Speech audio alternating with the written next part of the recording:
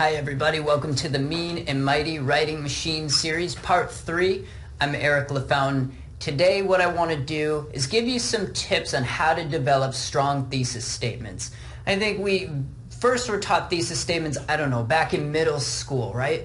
But students still struggle with this, and I know I struggled with it because it's a hard thing to do. It's really the bedrock of your entire paper, and you want to make sure that it's something fresh, it's something creative, it's something debatable. So I'm going to give you some tips as you're crafting your working thesis that you can use to make sure that you're starting your paper on a strong note and you have something substantial to build your larger paper around.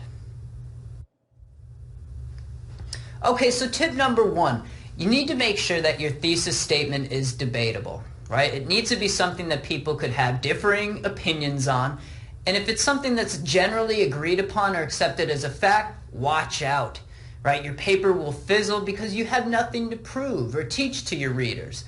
So I'll give you an example, and I hope that none of you have produced one this bad, and I doubt you have. But here's just for the sake of an example, a non-debatable thesis that won't work. Pollution is bad for the environment. Okay, if we get that as readers, we're thinking, who cares? We know this already, right? There's nothing to learn in this paper. I don't want to read it. This is very weak. There isn't a paper there. The writer can't do anything with this. So she needs to revise. And let's see what she did to make this workable, much stronger. So she took that weak pollution is bad for the environment, and I'm just going to read it because it transformed big time. She wrote, at least 25% of the federal budget should be spent on helping businesses upgrade to clean technologies and researching renewable energy sources.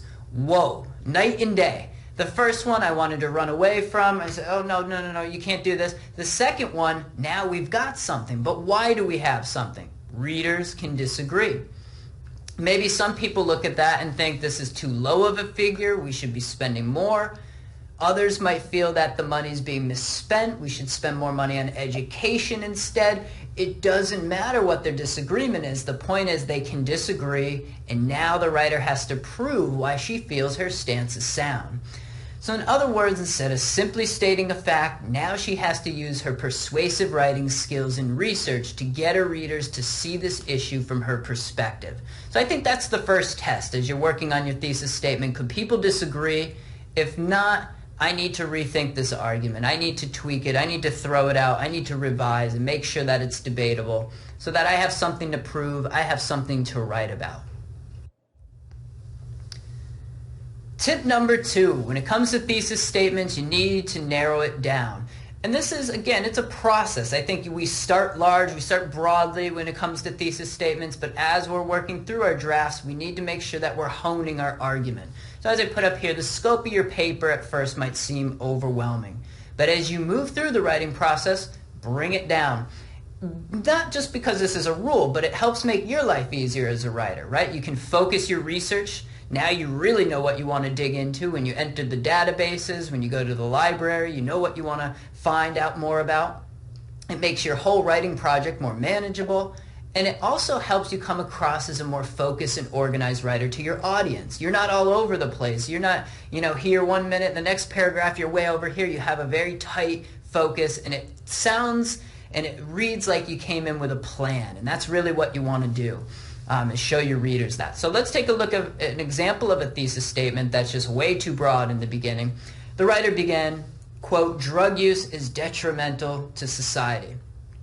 Time out. I have questions. I have a million questions. Let's go through it, right? Likely responses from our readers. Well, let's just start with the word drug, right? What drugs? What are you talking about? Meth, tobacco, there are millions of drugs that you're talking about. All of them, you're not defining that word, so we have to guess as readers. You never want to make your readers guess. So that's the first thing. The red flag should go up.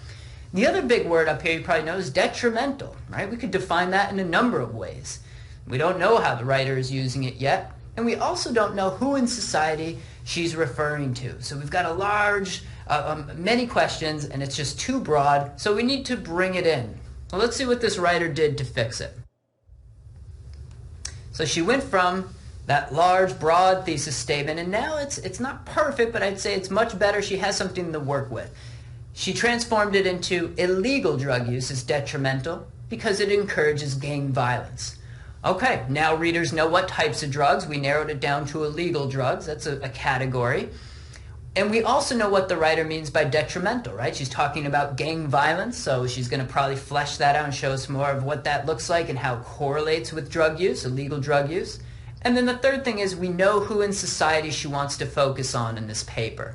Gang members, people who are affiliated with gang culture, live in communities where gangs are prevalent. We get that sense right in the beginning, and we hope that as the paper continues, she's going to get even more specific and really delve into this population and show us the different ways that illegal drug use is detrimental to those communities. So the writer has a much more manageable topic now.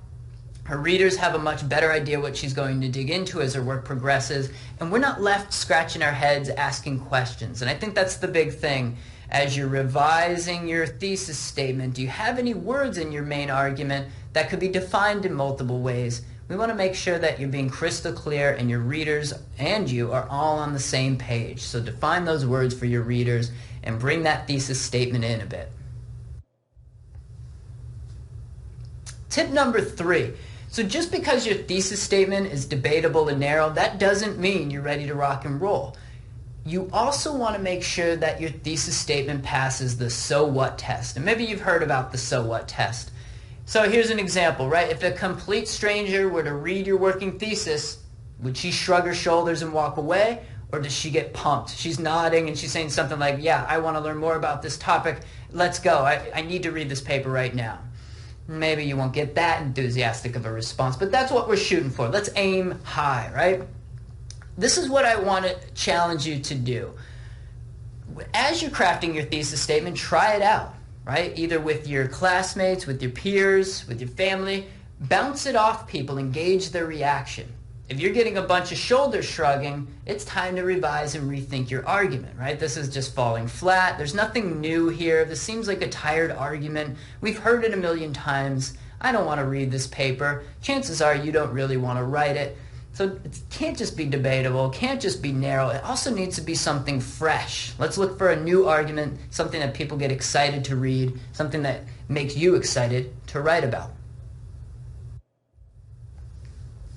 Tip number 4, don't forget the qualifiers. You know what I find strange is we use qualifiers in speech all the time, and chances are you use them just today as you were speaking to someone, but we don't always think about them when we sit down to write.